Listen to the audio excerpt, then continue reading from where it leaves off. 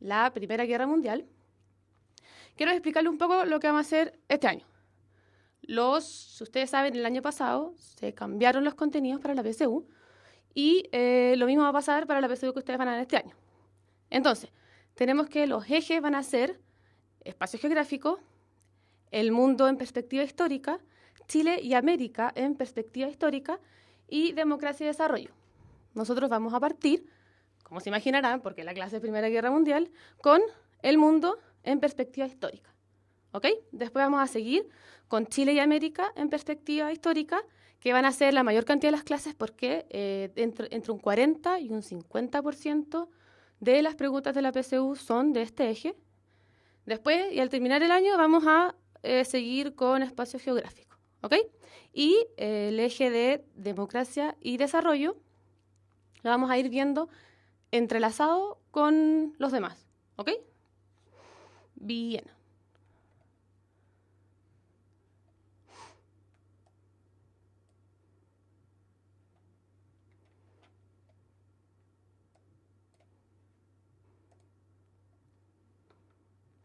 Empezamos entonces con nuestra primera clase de la Primera Guerra Mundial.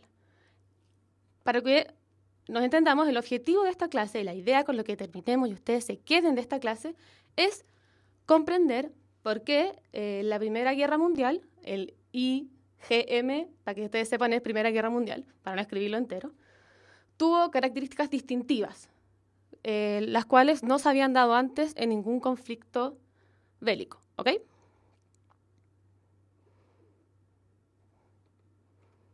Y puntualmente lo que vamos a ver hoy van a ser los antecedentes de la Primera Guerra Mundial y el desarrollo de esta guerra, las principales características de la guerra.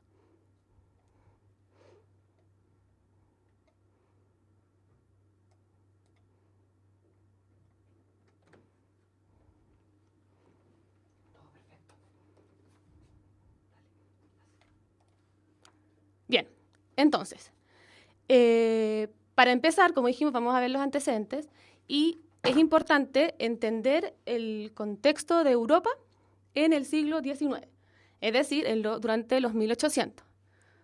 Por eso, vamos a empezar viendo, para entender esto, cómo se desarrolló y por qué se dio la Primera Guerra Mundial, el imperialismo y el colonialismo.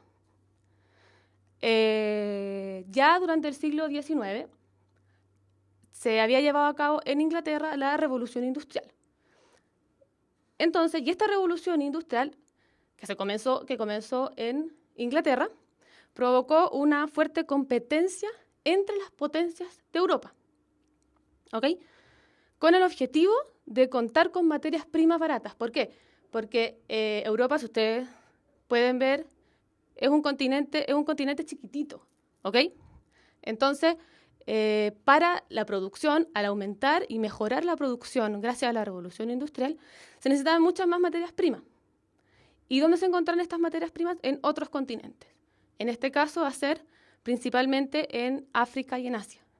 ¿Por qué? Porque las colonias, ustedes sabrán que en el caso de América, como en el caso de Chile, nosotros antes, siglos antes, éramos colonias de España.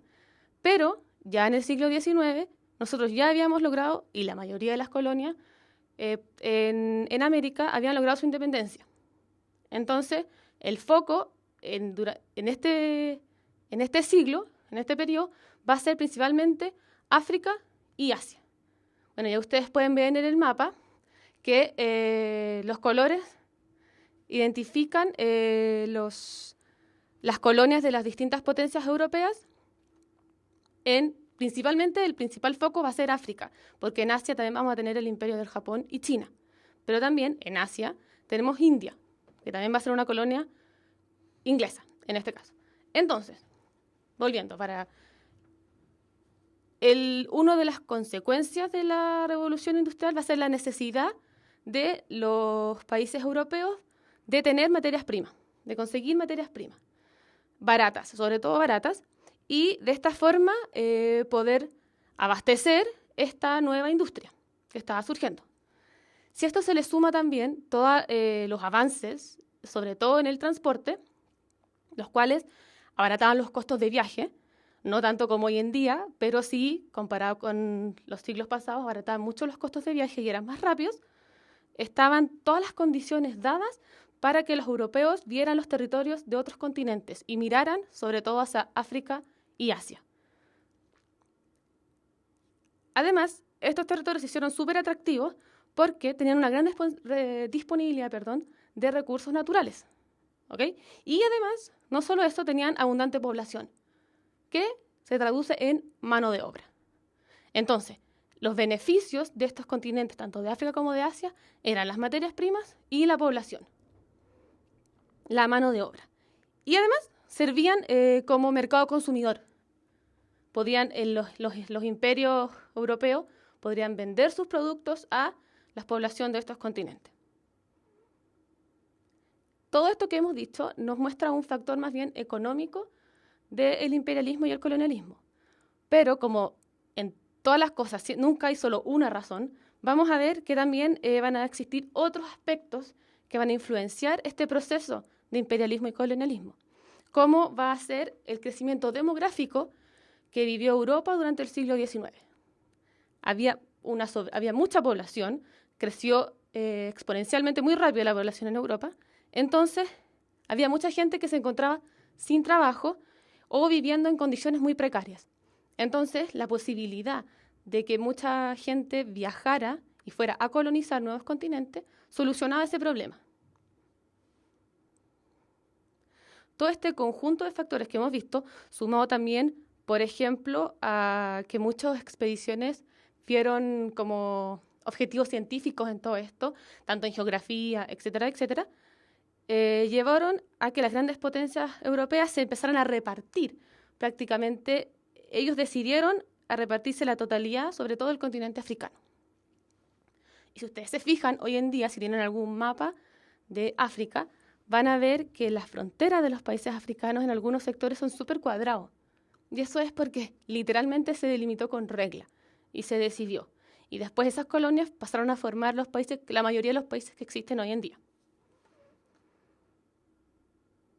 Entonces, vamos a ver que en estas nuevas colonias van a ser los europeos los que van a ejercer como clase dirigente y van a someter a la población originaria de estos territorios. Para que se hagan más o menos una idea, cerca del 1800, o sea, del siglo XIX, el 14% de las tierras que existían en el planeta dependían de Europa. O sea, eran Europa más los territorios que tenían otros continentes. Estamos hablando de 1800.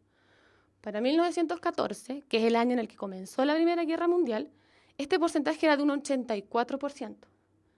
Un 84%, alrededor de un 84% de los territorios en el mundo estaban ligados de cierta manera con Europa. Entonces, por eso se entiende que cualquier conflicto, como en el caso de la Primera Guerra Mundial, que se diera en ese periodo, claramente iba a ser resuelto a escala mundial. Y por eso se llama una guerra mundial. Durante este periodo, los principales imperios coloniales fueron Inglaterra y Francia. El más grande fue Inglaterra, que podemos ver en el mapa, que, yo creo que no sé si se alcanza a leer, pero el rojo es Inglaterra. Entonces tenemos Canadá, la India, Australia, son todos territorios que van a ser del Imperio Británico. Y el segundo va a ser Francia, que es el verde clarito que tiene muy gran parte del norte de África. Entonces, estos dos imperios coloniales van a competir por controlar los territorios en distintas partes del planeta. Incluso, en muchos casos se va a dar que van a competir por pequeñas islas. ¿Por qué? Porque son puntos centrales e importantes para el comercio. No necesariamente por la expansión del territorio, sino por la ubicación en que están en el mapa, que los hace muy importantes para la comercialización. Por ejemplo, en el caso de Inglaterra van a controlar puntos súper importantes como hacer Gibraltar, Suez, Hong Kong, por ejemplo. Y la India, que es como un caso muy importante, es una de las colonias más importantes va a ser una de las colonias más importantes de Inglaterra. En el caso de Francia, tenemos que sus colonias, como ya les dije, están ubicadas principalmente en el sector occidental de África.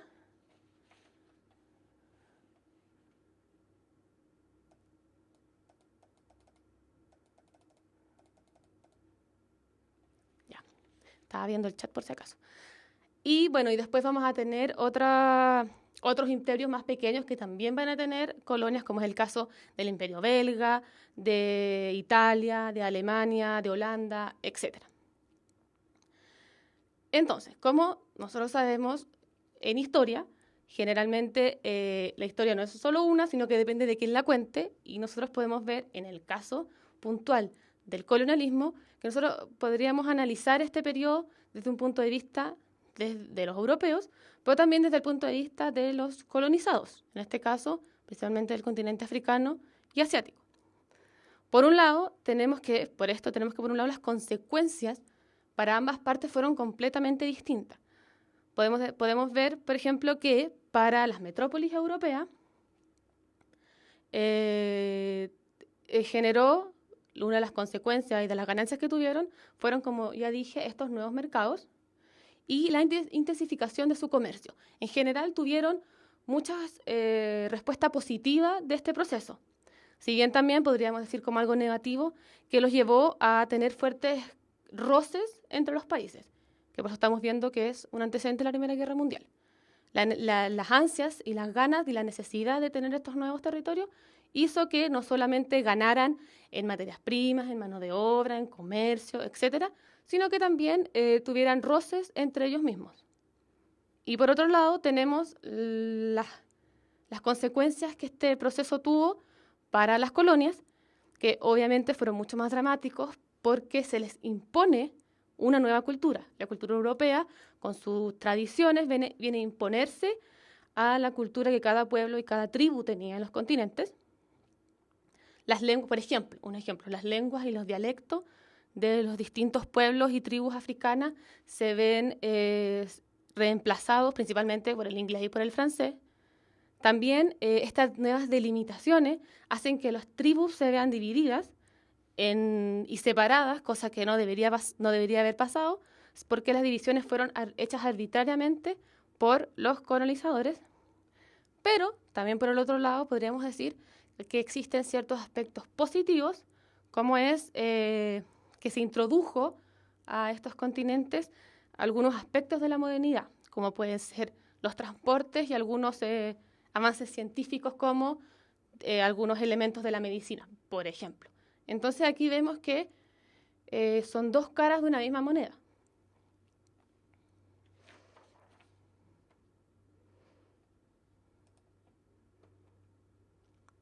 No, volvamos. Entonces, antes de pasar a la siguiente diapositiva, explicar por qué se llama imperialismo y colonialismo. ¿Por qué? Porque son colonias, como ya dijimos. ¿Y qué es una colonia? La colonia es una extensión de la metrópoli, es decir, del país principal, en este caso los países europeos, y es una extensión de este país en otro territorio y que exporta obviamente a este nuevo territorio su cultura, su religión, su economía, los aspectos sociales, etcétera, etcétera. Entonces la metrópoli ejerce un control sobre estas colonias en el territorio externo al suyo propio en el continente. Entonces, por eso se habla de imperialismo y colonialismo, porque son imperios como el alemán, como el inglés, etcétera, etcétera, que tienen colonias en otros territorios. ¿Ok?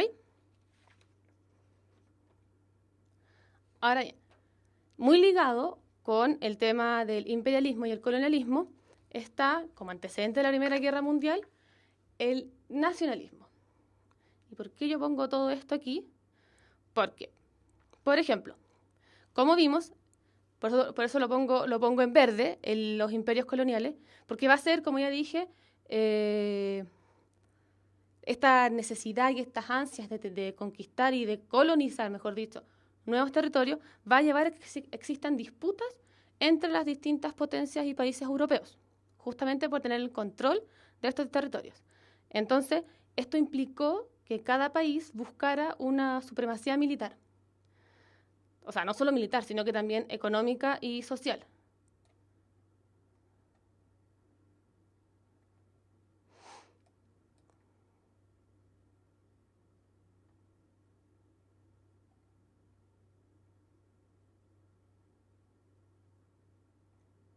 Bien, entonces, buscan constantemente tener sobre todo supremacía militar para poder controlar los territorios que están conquistando, perdón, que están colonizando, que es distinto, pero al mismo tiempo supremacía económica y cultural.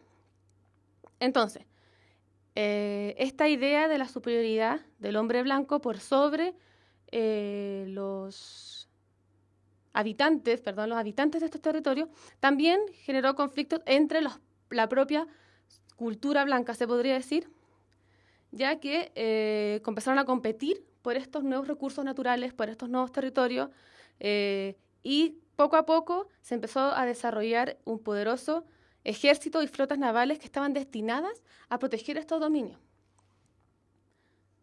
Vamos a ver que durante el siglo XIX, que es lo que estamos viendo más o menos en 1800, el nacionalismo había impulsado también, otro caso, tanto a Alemania como a Italia a unificarse, porque eran territorios, no eran como lo que conocemos hoy en día, Alemania un solo país y Italia un solo país, sino que eran pueblos separados. Entonces, durante el siglo XIX, estas dos naciones empezaron a potenciar su unificación y ya a fines del siglo XIX la logran. Entonces, estas dos naciones van a ser un ejemplo de nacionalismo y de búsqueda de esta unidad nacional, unidad política, social y económica.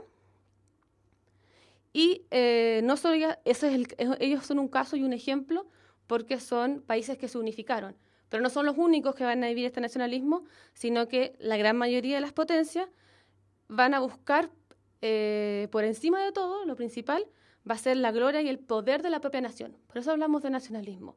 Como nación, destacar, buscar la gloria y el poder. Y se va a reflejar, uno de los ejemplos en el que se va a reflejar es en los imperios coloniales. Es en la lucha entre estas naciones por obtener territorio, materias primas, etcétera, etcétera. Entonces, estos esfuerzos por aumentar el poder nacional se tradujeron en una competencia, como ya dije, entre todas estas naciones. Un ejemplo va a ser, que va a exacerbar este nacionalismo, va a ser el caso de Alemania, que nunca perdonó,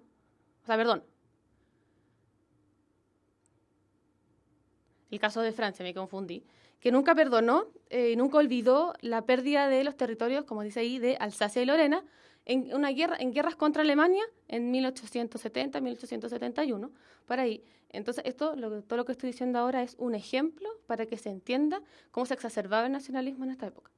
Entonces, tenemos como ejemplo que Francia nunca va a olvidar y nunca olvidó la pérdida de estos territorios de Alsacia y Lorena, en manos de Alemania, y tampoco iba a permitir que Alemania se convirtiera en la primera potencia militar y económica. ¿Qué pasa? Con la unificación alemana, este nuevo país se concentró en convertirse en una de las primeras potencias en Europa. Con este afán de resaltar el poder nacional, Alemania buscaba ser una de las grandes potencias y más importantes del continente europeo. Y Francia, entre muchas otras, estaba, se podría decir, picado, y no iba a olvidar esta pérdida de los territorios de Alsacia y Lorena, y tampoco quería que Alemania se transformara en esta primera potencia militar y económica. Y bueno, como ya les dije, Alemania quería colocarse a nivel de Gran Bretaña. En estos años va a ser Gran Bretaña la gran potencia marítima, económica, militar, etcétera, etcétera. Entonces Alemania hizo todo un esfuerzo por estar al nivel y superar a Gran Bretaña. Y por eso se genera cierta oposición. Aquí ya vamos viendo cómo se van formando los bandos que posteriormente van a ser parte de la Primera Guerra Mundial. Este roce constante entre Francia y Alemania, y también entre Alemania y Gran Bretaña por esta lucha por ser la principal potencia del continente. También tenemos otro caso, por ejemplo, como sale abajo de la diapositiva, que surgieron en esta época van a surgir nuevos estados, como es el caso de los polacos, los checos, los eslovacos, los croatas, etcétera, etcétera, los serbios también, que el nacionalismo también se apoderó de estos nuevos estados que recién independizados, se podría decir, del imperio turco otomano, y del debilitamiento del Imperio Austrohúngaro, querían y veían la necesidad de también surgir como nación independiente, y estaban constantemente sometidos a los grandes imperios como es Rusia y como es el Imperio Austrohúngaro, que si bien estaba debilitado todavía no desaparecía. El que sí se debilitó y perdió territorios fue el Imperio Turco, de donde se independizaron los griegos, los rumanos, los búlgaros, etcétera, etcétera. Entonces, todas estas nuevas naciones y nuevos estados también luchan por un nacionalismo, por una reivindicación de sus territorios. Entonces, también eso va generando roces, conflictos, problemas, porque, por ejemplo, el Imperio Austrohúngaro no quiere anexar ciertos territorios, pero por otro lado Rusia también. Entonces, aquí vamos viendo cómo otro conflicto también nos va mostrando cómo se van a hacer las divisiones entre las potencias en la Primera Guerra Mundial. Porque en este contexto, Austria-Hungría y Rusia se disputan ciertos territorios, algunos de estos estados, por la cercanía, bueno, por la historia en común, etcétera, etcétera. Entonces, la rivalidad entre estados repercutió en el mundo entero. También hubo conflictos en las colonias. No sé, Inglaterra se peleaba con Francia, tenía conflictos por ciertos territorios, por la división de los territorios, etcétera, etcétera.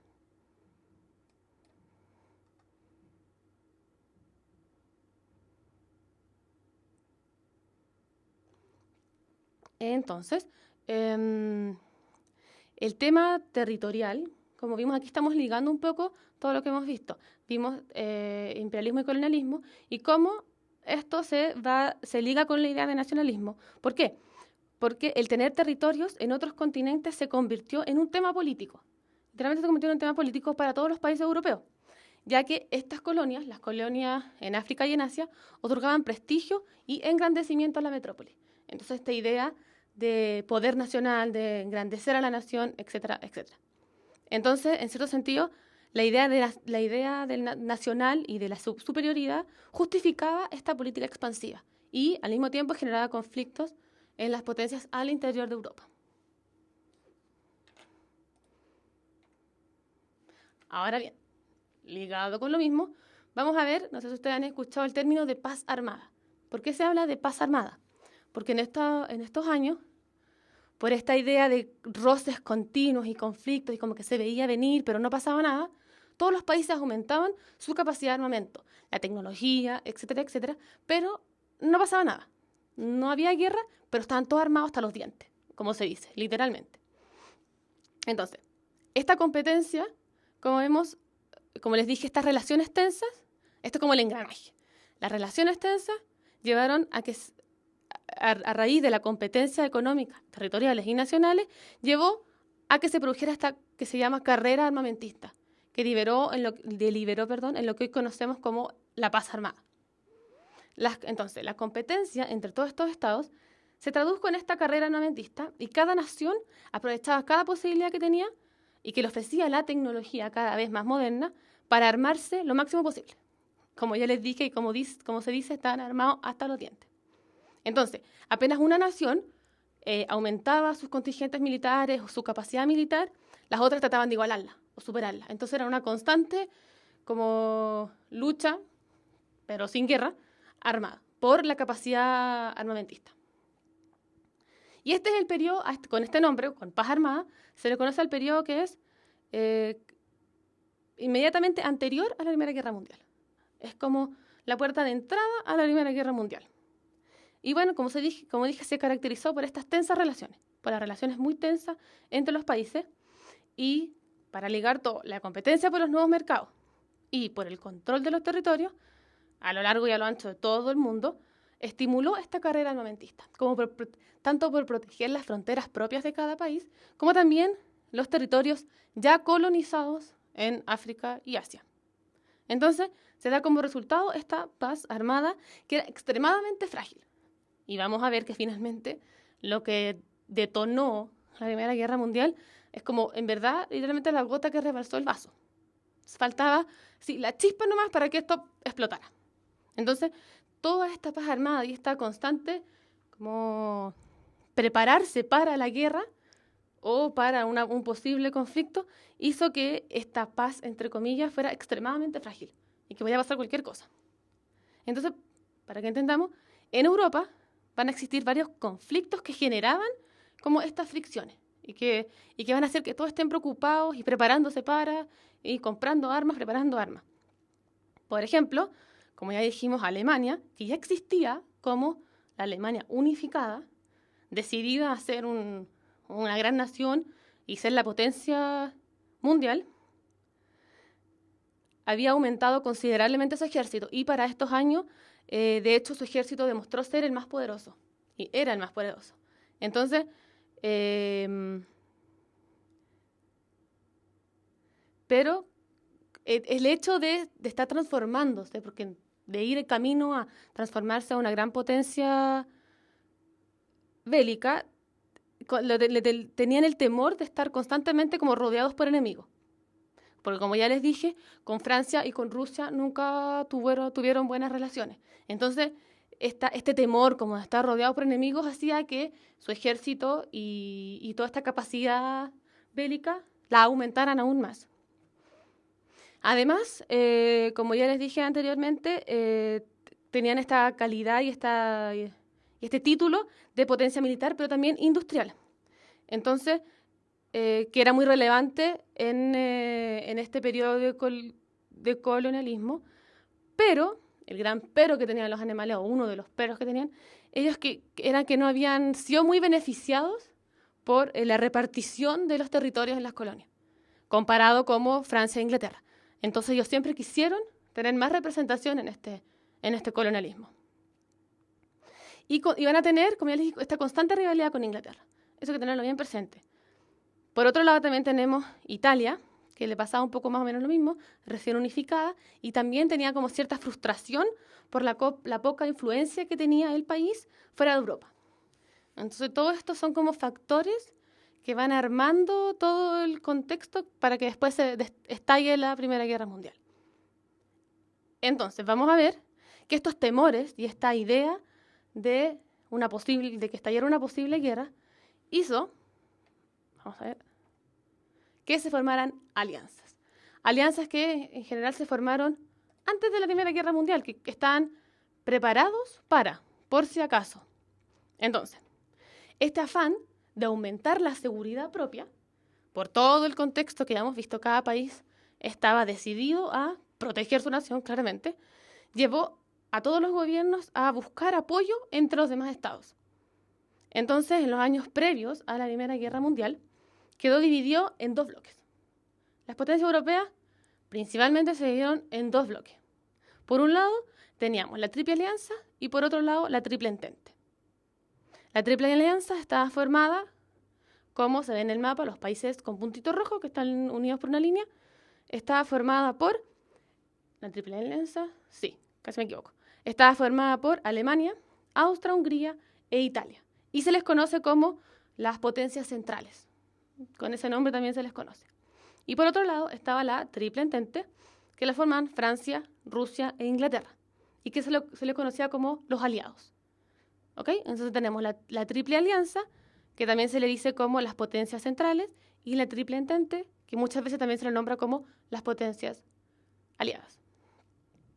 Bueno, esto es antes de que comenzara la Primera Guerra Mundial. Esto es todo lo que se veía antes como contexto, pero vamos a ver también que después, durante la guerra y en su transcurso, estas alianzas van a cambiar.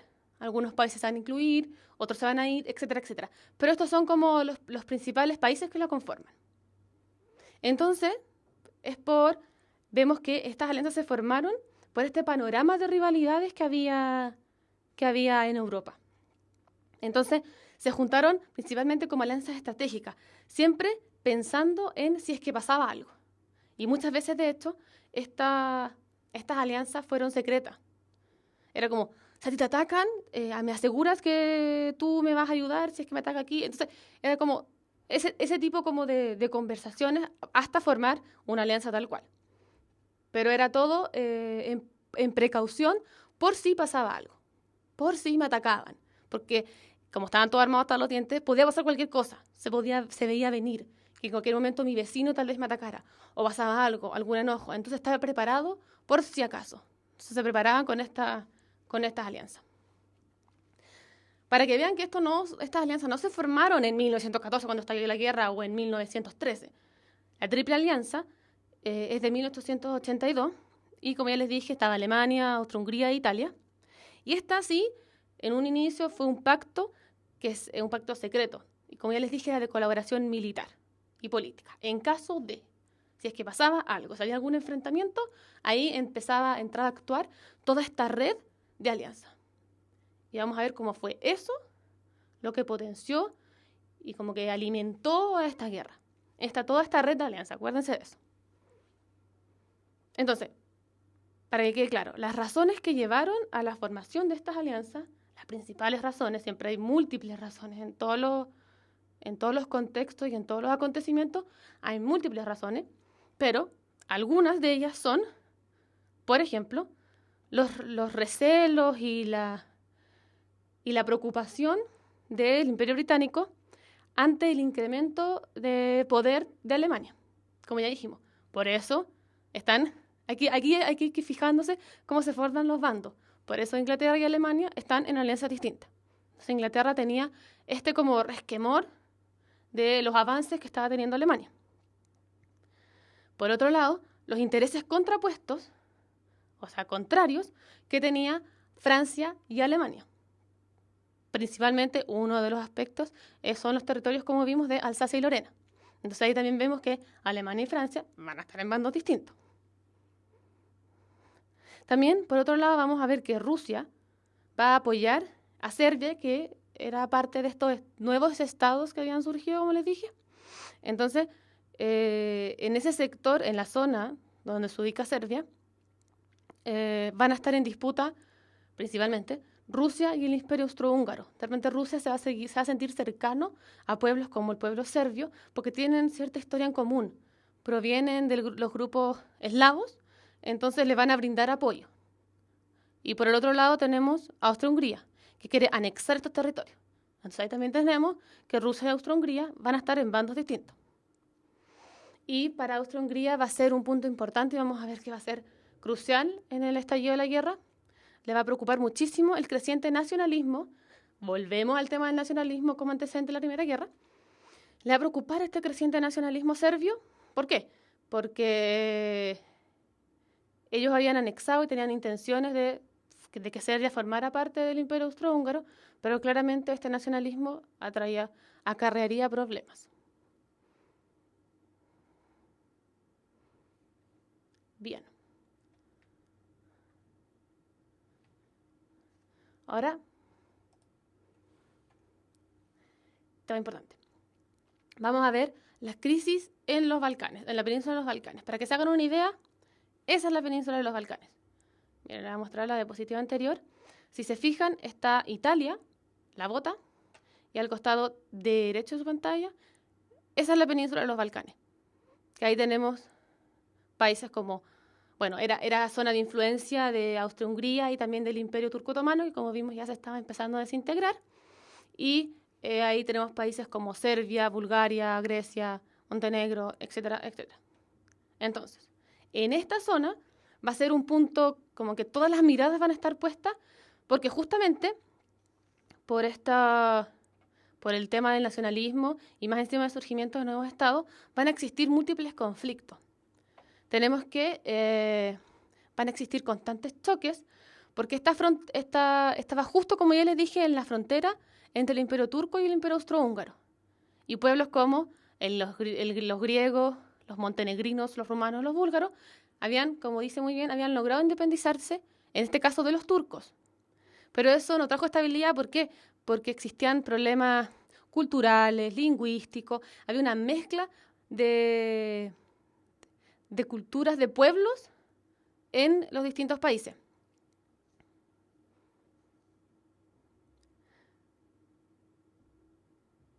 Por ejemplo, para que se entienda, estos estados eran en general multiétnicos. O sea, podríamos decir que, en Bulgaria, por ejemplo, se podría decir, si bien se había independizado y era como país, había mucha población serbia. Entonces estaban como repartidos. Si bien estos nuevos estados tenían frontera, la población estaba dispersa por el territorio por el hecho de haber formado parte de dos imperios que eran un solo territorio. O sea, al ser todos partes de Austria-Hungría, pero después se independizaron, se nacionalizaron, se formaron países independientes, pero que dentro de esos países quedaron de repente muchos pueblos diversos, con distintas religiones, con distintas culturas, que generaba roces internos. Entonces esta multinacionalidad y multietnicidad de estos nuevos estados fue una fuente constante de divisiones y de problemas por los temas de reivindicación nacional. Todos estos países querían su reivindicación nacional, pero existían múltiples roces en la península de los Balcanes. Entonces, por ejemplo, dentro de de la zona vivían alemanes, serbios, checos, rumanos, húngaros, eslovacos y muchísimos otros pueblos muy distintos, culturas distintas, religiones distintas, y que no estaban dispuestos. ¿Por qué? ¿Qué pasa? Si bien el imperio turco-otomano ya se estaba desintegrando, el imperio austrohúngaro, débil, quería anexar muchos de estos territorios. Entonces, estos países tan diversos que habían logrado formarse como nuevos estados, no iban a aceptar formar parte y regirse por una monarquía nuevamente, por tener que ser anexados a otro imperio. ¿Ok?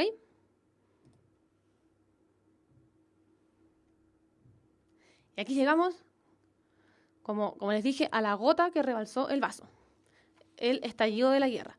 Y claramente fue, como se ve en el mapa, esa es la península de los Balcanes, y fue puntualmente en Serbia. Serbia quiso reunir dentro de sus fronteras a todo lo que se conoce como los yugoslavos, es decir, los eslavos del sur. Los eslavos son un pueblo, ¿ok? Entonces ellos querían reunir a todos los yugoslavos en un solo territorio, que justamente era lo que se dificultaba porque en esta zona había muchísimos pueblos. Entonces, como en Austria habían muchísimos serbios, que eso es lo que les decía yo, en cada nación de repente habían muchas naciones dentro de un estado, entonces en Austria había muchísimos serbios, las relaciones entre Serbia y Austria se pusieron así más complicadas. Entonces, tenemos que una organización anarquista serbia que se conoce como la Mano Negra quería definitivamente acelerar la desintegración del Imperio Austrohúngaro. Ya no querían tener más problemas ni más temas con el Imperio Austrohúngaro, entonces querían desintegrarlo. Principalmente mediante actos terroristas, dicen. Entonces, vamos a ver que la gota que rebalsó el vaso va a ser el atentado que este grupo terrorista serbio, Mano Negra, va a llegar a cabo en la ciudad de Sarajevo. Van a matar al príncipe heredero de Austria-Hungría. El príncipe heredero de Austria-Hungría, Francisco Fernández, viajó a la capital de Serbia, Sarajevo, con su esposa. Obviamente esto no gustó a los serbios y sobre todo a este grupo que lo único que querían era la desintegración del imperio austrohúngaro, el grupo, acuérdense, Mano Negra. Entonces, lo que ellos van a hacer va a ser llevar a cabo el asesinato del heredero del príncipe Francisco Fernando del imperio austrohúngaro. Entonces, ¿y qué va a pasar? El gobierno austriaco, a raíz de todo esto, de este atentado, de este asesinato, lo que hizo fue hacer responsable de esto, de la muerte, tanto de Francisco Fernando como de su esposa, a Serbia, al Estado completo. ¿Ok? Como que por lo que hizo este grupo, la Mano Negra, este atentado que se llevó a cabo, el imperio, o sea, Austria-Hungría, declara la guerra y ve como culpables a la totalidad del Estado serbio. ¿Ok? Y le declaran la guerra. Entonces, este asesinato en Sarajevo puso en movimiento, como ya vimos, todo el complicado sistema de alianza y todos los compromisos que habían entre las diferentes naciones. Entonces, como yo les había dicho, en esta zona tenemos que Rusia y Austria-Hungría tenían conflicto. Austria-Hungría quería anexar muchos territorios y Rusia apoyaba a Serbia. Entonces, ¿qué va a pasar? Si Austria-Hungría le declara la guerra a Serbia, Rusia va a ir, obviamente va a solidarizar con Serbia y le va a declarar la guerra a Austria-Hungría. Y moviliza su ejército. Rusia empieza a movilizar su ejército para apoyar a Serbia. Y obviamente esto también movilizó los ejércitos de Francia, que era aliada de Rusia, como preparándose para. Y Alemania entonces, que si se acuerdan era aliada de Austria-Hungría, sale en ayuda de Austria y le declara la guerra a Rusia y a Francia.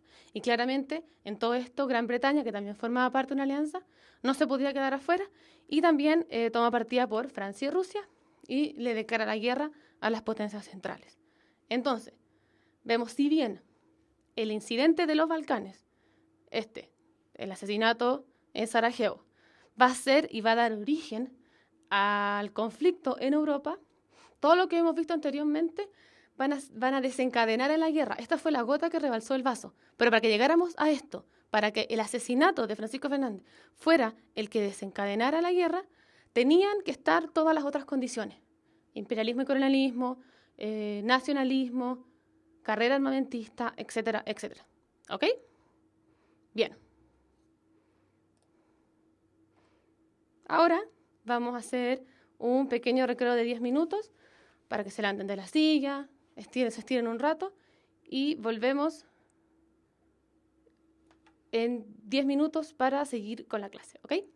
Nos vemos.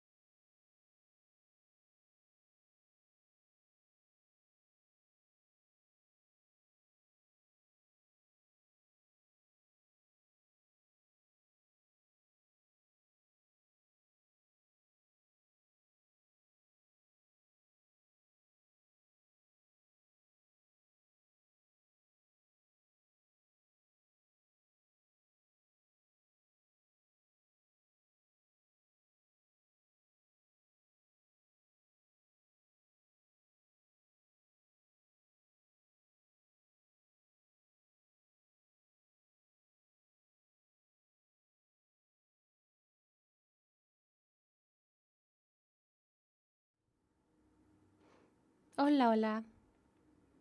Volvimos. ¿Están ahí? Ya, miren, les cuento que el tema del chat me cuesta un poquito porque casi ni lo veo y como que me distrae, pero está bien. Entonces, algunos me preguntaban hasta qué tema vamos a llegar la clase de hoy. Ahora vamos a ver algunos como aspectos de la Primera Guerra Mundial, características de la guerra y la próxima clase vamos a ver las consecuencias de la Primera Guerra Mundial y el mundo entre guerras. ¿Ok? Sé que a algunos les quedó dudas sobre el conflicto en los Balcanes.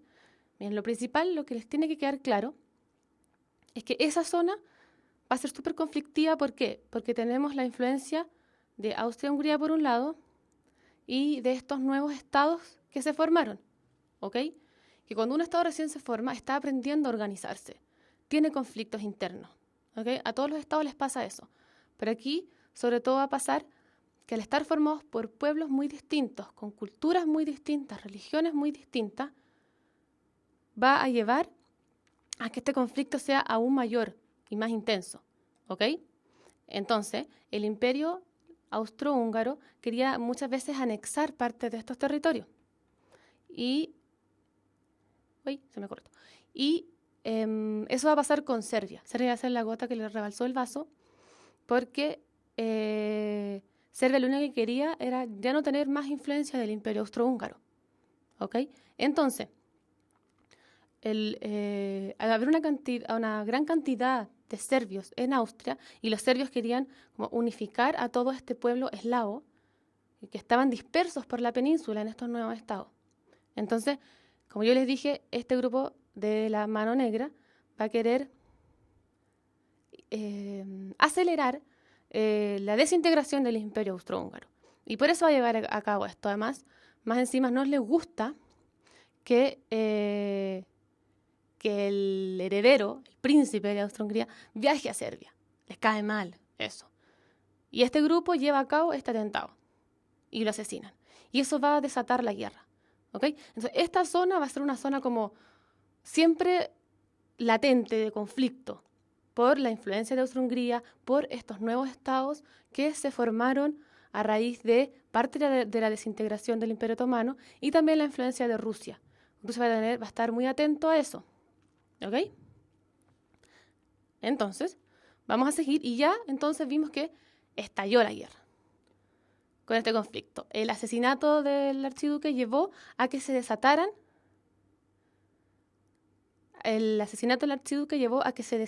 todas estos conflictos y estas alianzas. Austria-Hungría le declara la guerra a Serbia, Rusia sale a auxiliar a Serbia y entonces Francia apoya a Rusia, Alemania sale a apoyar a Austria-Hungría y Gran Bretaña también. ¿Perfecto? Entonces, desencadena toda esta cadena, valga la redundancia, de alianzas que se habían ido formando anteriormente. Entonces, ahora vamos a ver que la guerra va a comenzar con lo que se conoce como la guerra de movimientos. ¿Por qué se le dice guerra de movimientos? Porque literalmente se movilizan las tropas. Existe un movimiento de tropas. Entonces, especialmente hacer una táctica que se le atribuye a los alemanes, pero que no lo van a hacer solo los alemanes.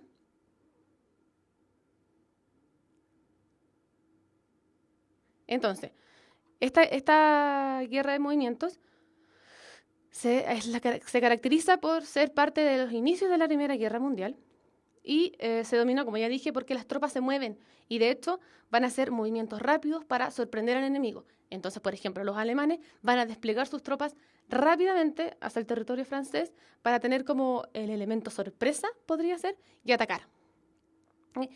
Preguntan qué pasó con Italia. Vamos a ver que a Italia finalmente recula un poco de su alianza con Alemania y Austria-Hungría y en el transcurso de la guerra va a pasar al bando de los aliados.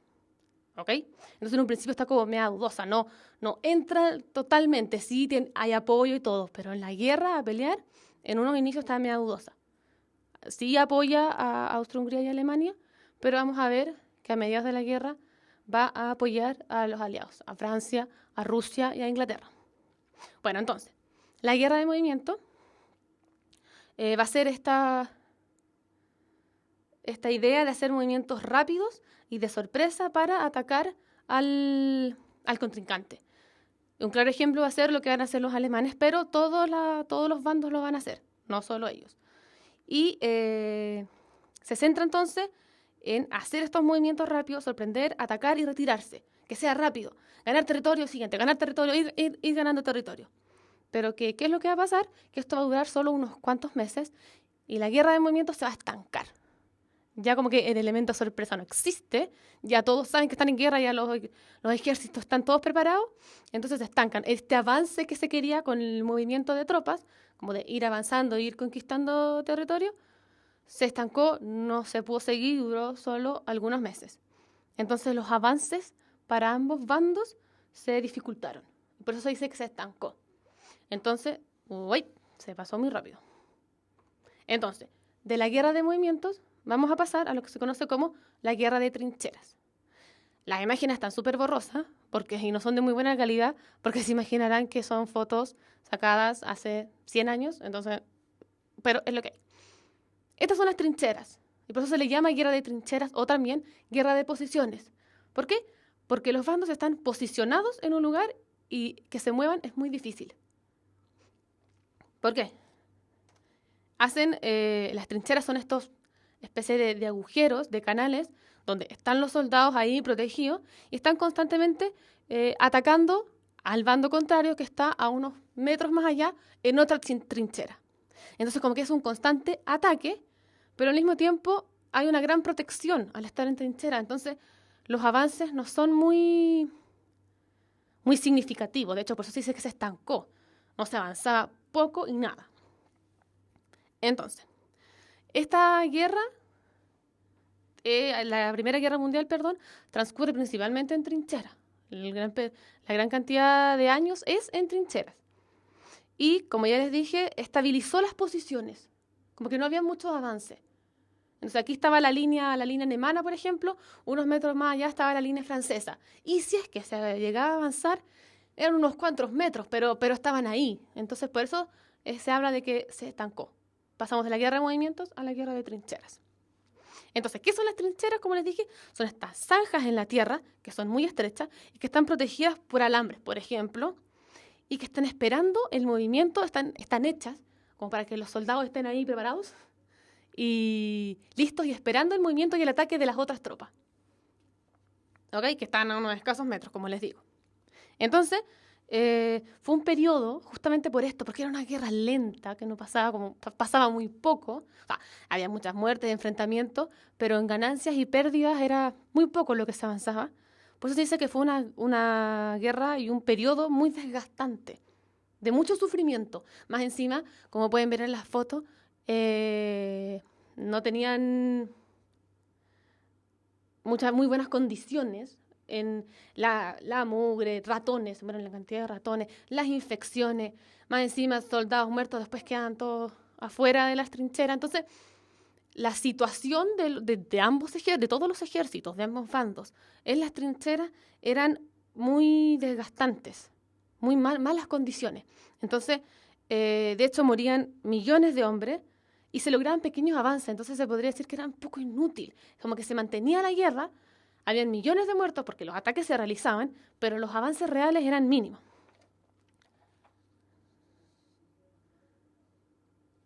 Entonces vamos a tener que en este periodo, en la guerra de trincheras, o como ya les dije, guerra de posiciones,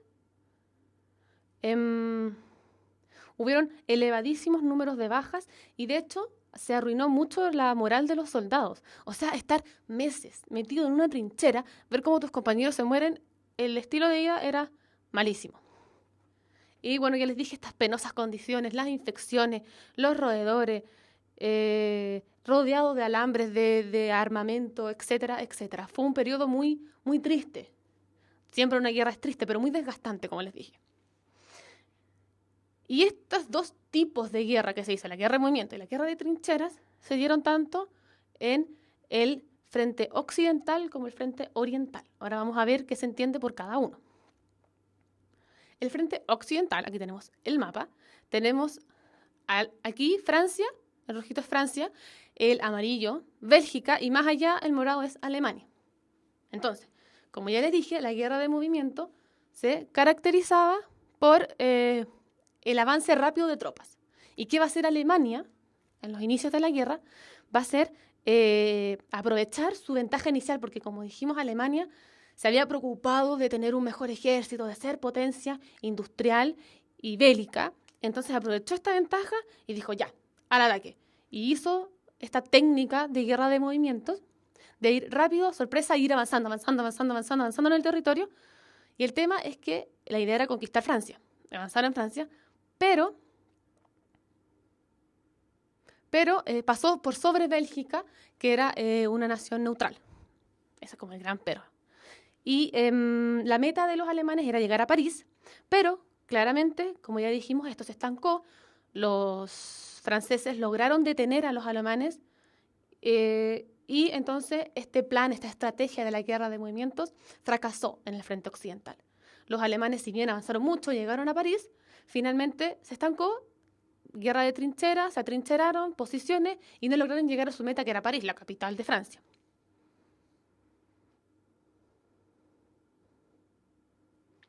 Y por otro lado tenemos, para el otro lado, el frente oriental, que es la zona de Rusia con sus fronteras, la frontera con Alemania, con Austria-Hungría, etc. Por eso, para que siga quedando claro, te digo que la península de los Balcanes fue una zona muy importante para el estallido de la guerra, porque tenemos que Rusia, Austria-Hungría y estos nuevos estados eran frontera. ¿Ok? Ya, volvamos. Entonces, el frente oriental se dio en la zona de Rusia, frontera con Alemania y Austria-Hungría. ¿Y qué va a pasar aquí? Aquí los alemanes van a tener, principalmente los alemanes, pero insisto, son todos los bandos, esta estrategia de guerra de movimientos, de ir y atacar. Y van a cruzar la frontera rusa. Y esta vez sí funcionó, al contrario en el frente occidental, que se estancó. Aquí el ejército ruso perdió, primero estaba a un nivel muy bajo comparado con lo que tenía Alemania en armamentos, en ejército. No estaba preparado para una guerra así, para un enfrentamiento así, y las grandes batallas contra Alemania las perdieron. ¿Ok? Si bien Rusia logró llegar a zonas, a países más pequeños como Prusia Oriental, etcétera, etcétera, fueron muchas más las derrotas frente a las tropas de Alemania y de las potencias centrales.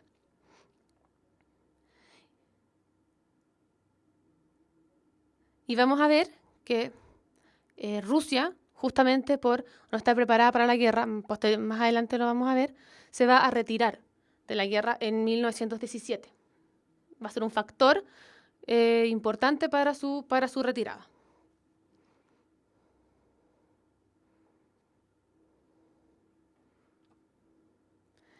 Bien. Ahora bien, la guerra, estos son temas importantes porque la guerra no son solo las batallas, no son solo los muertos, no son solo las bombas. Hay mucho más que se mueve debido a una guerra. En este caso vamos a ver qué va a pasar con las mujeres durante la Primera Guerra Mundial. Esta Primera Guerra demostró hasta qué punto, porque por ejemplo tenemos que los hombres estaban en el frente de batalla, eran los soldados que eran en el frente de batalla. Pero esta guerra va a demostrar que, valga la redundancia, una guerra no solamente se lucha en el frente de batalla, porque en los países se necesita que sigan funcionando, se necesita que la industria siga funcionando, se necesita mandar alimentos a los soldados, se necesita mandar remedios, un montón de cosas a los soldados. Entonces, una guerra no es solo ir a pelear y estar en el frente de batalla.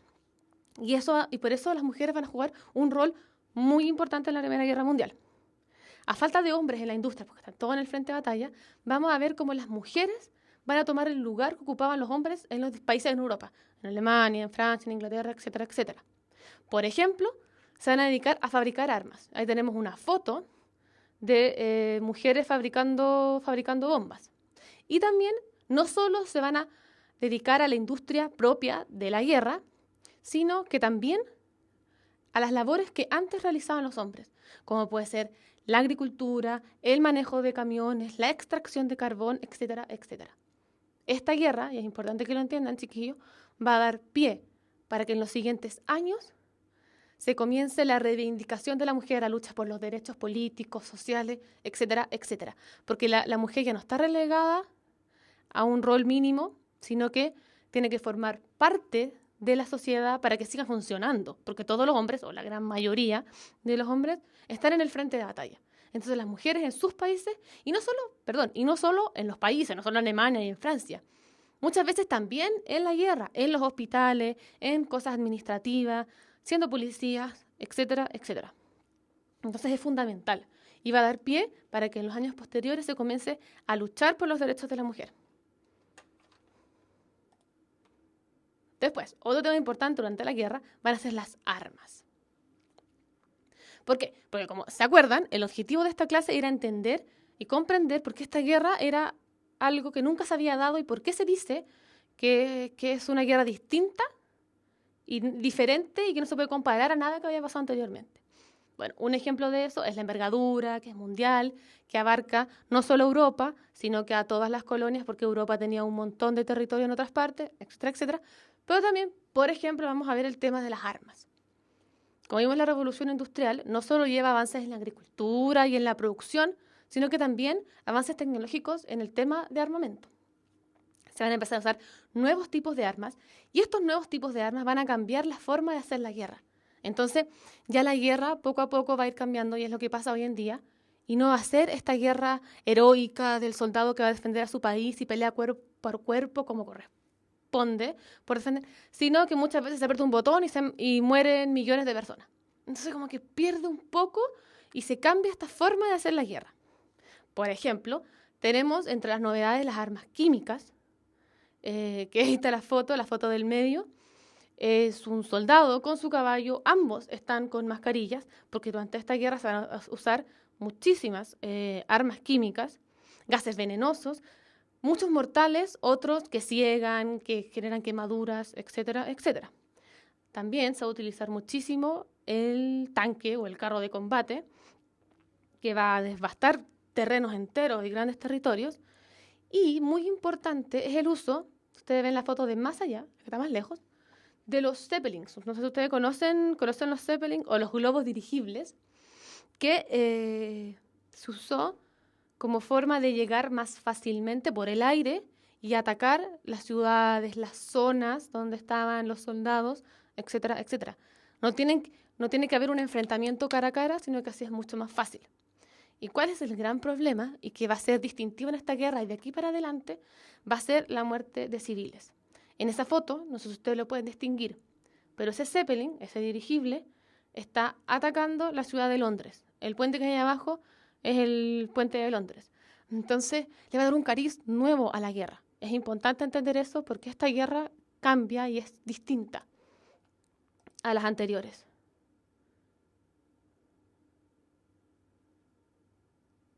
Entonces, por eso tenemos armas químicas, aviones, tanques. También, por ejemplo, van a estar los submarinos. La guerra ya no se lleva. Los submarinos, si bien se habían usado anteriormente, en este caso los alemanes, que tenían, si bien habían avanzado en su ejército terrestre, se podría decir, no habían llegado a superar a Inglaterra en lo que es lo naval, la guerra naval, el armamento naval en el mar. Inglaterra seguía siendo potencia naval. Entonces, ¿qué van a hacer los alemanes? Van a emplear como los submarinos, causando grandes pérdidas, porque atacan bajo el mar, destruyen grandes barcos, y a partir de más o menos 1917 van a llevar a cabo esta como especie de guerra submarina, y van a atacar todos los buques, lo que sea, que tenga destino a Inglaterra, sin restricciones. Entonces, ojo, que eso va a ser muy importante. También, junto con los avances tecnológicos, vamos a tener entonces los nuevos medios de transporte, que como ya vimos durante la época del colonialismo, ayudaron a transportar europeos a las colonias. En este momento van a ser muy útiles para transportar soldados a los frentes de batalla. ¿Y qué va a pasar con todas estas nuevas armas? Muchos soldados no van a estar preparados, Los ejércitos no están preparados, sus estudios militares nos van acorde como con los avances tecnológicos. Entonces, va a ser una constante pérdida de batallas frente a estas nuevas armas. La masacre que van a causar, porque los ejércitos de ambos bandos no conocen este tipo de armas, entonces la destrucción de ellas va a ser muy grande. Y en ese sentido, como veíamos los submarinos, la guerra naval va a ser un foco de la Primera Guerra Mundial. Y vamos a tener que Gran Bretaña, por eso sale la bandera de Gran Bretaña, y esa bandera, la que está al lado, negro, blanco y rojo, es la bandera del Imperio Alemán. Yo sé que ustedes conocen otra bandera de Alemania con amarillo, pero les puse esta porque la bandera que nosotros conocemos hoy en día, en 1914, no existía todavía, existía esta, que es la del Imperio Alemán, para que no les parezca raro los colores. Entonces, Gran Bretaña, en la guerra propiamente naval, quería imponer un bloqueo marítimo, es decir, que no pudieran llegar a Alemania y sobre todo a los imperios centrales. De repente la ayuda puede llegar por mar, etcétera, etcétera. Entonces, Gran Bretaña llevó a cabo un bloqueo. Para esto, obviamente, Alemania se empeñó en romper este bloqueo y hacerle la batalla naval a Gran Bretaña. Porque más encima, a través del mar, se podía mandar apoyo desde las colonias. Por eso se habla que es una guerra mundial. Porque desde las colonias también se mandó apoyo a la zona de conflicto. Y bueno, y por otro lado, Alemania también va a querer al mismo tiempo realizarle un bloqueo marítimo a Gran Bretaña. Es por ambas partes. Entonces, ¿qué va a pasar? Alemania, para atacar Inglaterra de forma más fácil, va a llevar a cabo, como dijimos, la guerra submarina. Y esto va a empezar en febrero de 1917, cuando Alemania decida llevar a cabo esta guerra submarina sin restricciones. Como ya les dije, todo barco que se acercara a Inglaterra iba a ser atacado por los submarinos alemanes. Y esto es uno de los factores que va a detonar la entrada de Estados Unidos a la Primera Guerra Mundial. ¿Qué pasa? En los inicios, Estados Unidos llevó a cabo una política de neutralidad.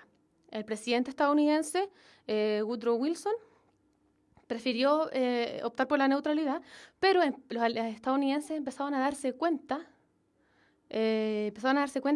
y a ver a Alemania como un enemigo de la paz y de Estados Unidos. Entonces, como ya les dije, un factor determinante, ahí sale la entrada de Estados Unidos, neutralidad, pero, en 1915, un submarino alemán va a atacar el transatlántico conocido como el Lusitania, que viajaba desde Nueva York a Liverpool. Liverpool está en Inglaterra, entonces, si ustedes se acuerdan, los alemanes atacaban todo navío que viajara hacia Inglaterra. ¿Y qué pasó? En ese buque viajaban una gran cantidad de norteamericanos, de civiles norteamericanos. Y a Estados Unidos claramente esto no le gustó. Entonces, si bien en sus inicios Estados Unidos apoyaba la neutralidad, en un comienzo, pero me confundí, era pro-neutralidad, empezó a ver a Alemania como un elemento peligroso para la paz mundial. No es, como dice por ahí Javier, no es que por la muerte de estos civiles en el Lusitania, Estados Unidos haya entrado a la guerra. Eso fue como la excusa para entrar. Pero Estados Unidos ya veía con malos ojos todo lo que estaba pasando. Estaba en contra de Alemania y ya anteriormente, antes de entrar a la guerra tal cual, mandaba, por eso está el signo peso, mandaba dinero, auspiciaba muchísimo, le dio grandes créditos y grandes préstamos a los aliados, a Francia, Rusia y Gran Bretaña. Primero partió con ese apoyo y después, a raíz de esto, de la muerte de estadounidenses, fue y entró de lleno a la guerra. Y esto le vino muy bien a los aliados, y aquí ya estamos terminando. ¿Por qué? Porque tiempo antes, Rusia se retiró de la guerra. Y que un aliado se retire de la guerra, obviamente te complica, porque es un jugador menos. Entonces, la entrada de Estados Unidos, obviamente, a los aliados como que los tranquilizó un poco en ese sentido. Pero, ¿por qué se retira Rusia? Como yo les dije, Rusia no estaba preparada para enfrentar este conflicto. Tenía un gobierno autocrático, como se dice. ¿Qué quiere decir un gobierno autocrático? que el gobierno, en cierto sentido, tiene toda la autoridad, recae sobre solo una persona, en el caso de Rusia eran los zares, y nadie tenía control sobre ellos. Y no reconocen ningún tipo de regulación, ¿ok? Exactamente, como dice ahí, fue la revolución. La revolución rusa va a ser, es uno de los factores que haga que Rusia se retire. ¿Pero por qué? Como ya les dije, había este gobierno del zar con un gobierno autocrático en el que nadie se le podía oponer, se podría decir, más una industrialización atrasada. Comparado con Europa, Rusia estaba muy atrasada y más encima había un desgaste social y un gran descontento. ¿Okay? La revolución rusa es justamente de 1917. Entonces, una vez que se desencadena la revolución rusa, el zar es destituido y se retiran de la guerra. Además que Rusia tiene mucho descontento también, porque todas las batallas o las grandes batallas que tuvieron contra Alemania, por ejemplo, en el frente oriental, las perdieron. Entonces había un gran descontento social, tanto por las pérdidas de la guerra, por la derrota, el sentimiento de derrota es muy fuerte. Entonces estaban, desde ya se venían estos roces con el zar. La sociedad les disgustaba este sistema, estaba en contra de los zares. Como les digo, la industrialización atrasada hizo que Rusia no estuviera preparada para afrontar de manera correcta, con armas, con militares, etcétera, etcétera, la guerra. Entonces perdían, la gente, había descontento social, además porque había muy mala calidad de vida en Rusia comparado con el resto de Europa. Europa avanzó y Rusia se quedó un poco estancada, justamente por esto. Entonces, en marzo de 1917, en San Petersburgo hubo una rebelión que se llevó también a otros lugares de Rusia. El zar es destituido y deciden retirarse de la guerra. ¿Ok? Bien, más o menos, hasta aquí más o menos vamos a llegar con la clase de hoy día. La próxima clase vamos a ver el mundo entre guerras. Entonces ahí vamos a profundizar un poco más en la Revolución Rusa. ¿Ok? En el fin de la Primera Guerra Mundial. En el fin de la Primera Guerra Mundial y sus consecuencias. Entonces ahí vamos a ver como el rol que jugó Estados Unidos al entrar en la guerra, cómo terminó la guerra, finalmente cómo terminó, por qué terminó y sus consecuencias, porque fueron grandes, muy grandes.